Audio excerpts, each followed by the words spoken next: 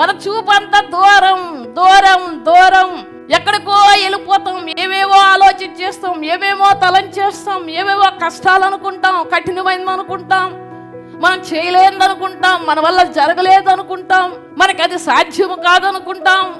కానీ దేవుని యొక్క వాక్యం అంటుంది, అది సముద్రం మీద దాటిని వెళ్ళాల్సిన అవసరం లేదు.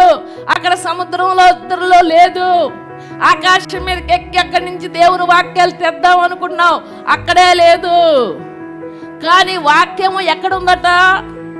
నీవు దానిని అనుసరించుటకు ఆ మాట నీకు బహు సమీపముగా ఉన్నది కదా. ఎక్కడ ఉంటుందండి దేవుని వాక్యం? బహు సమీపముగా. ఇలా దేవుని మాటలు వినాలని ఆశపడితే చాలు, హృదయంలో కోరుకుంటే చాలు, తలంపుంటే చాలు, దేవుడు మనతో మాట్లాడతాడు, మనల్ని దర్శిస్తాడు.